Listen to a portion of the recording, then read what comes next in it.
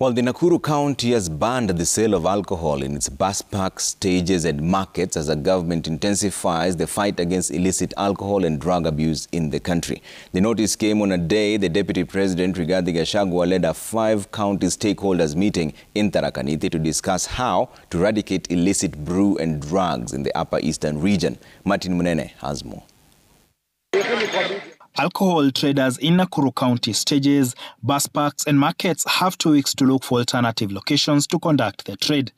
This comes after the county government of Nakuru issued a public notice stating that no liquor business will be allowed to operate in the markets and bus parks.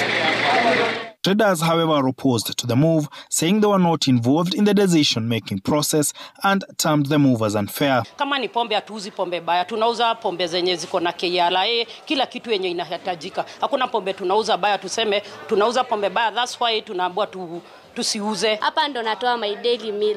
Sasa kutuambia ati kazi inafungwa ama tunatolewa kwa stage ama kwa kazi, mtu ataanzia wapi? Kwanza tuanza kuteseka na kuhangaika. And as this took place, Deputy President Rigathi Gachagua was chairing an engagement forum with leaders and stakeholders drawn from 5 counties, namely Marsabit, Isiolo, Meru and Embu at Kirofia Stadium in Tharaka Nithi on the fight against drugs and alcohol abuse. And here, the police were fingered as the weakest link and put on notice. Once you start receiving money from your constables, and your corporals and your sergeants, and the major, and the OC crime, and your deputy, that's the head of the station. Once you decide there will be no bribes within your station, there will not be.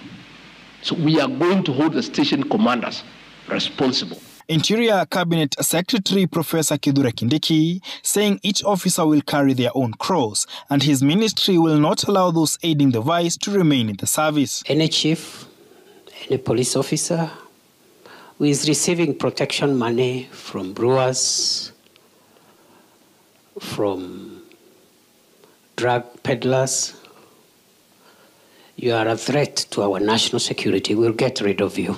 The issue of liquor licensing in the counties was also discussed, with calls to county assemblies to enact tough legislation irrespective of possible backlash. I'll invite the MCAs from this region. We meet together with the others. We share what they have come up with. They have come up with a proposal to have very heavy penalties that will make this business unattractive.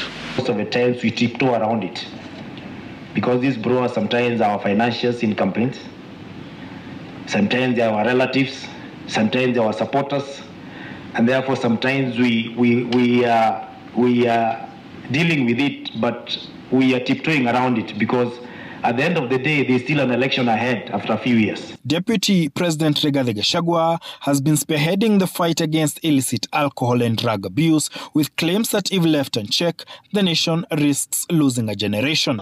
Martin Munene, Citizen TV.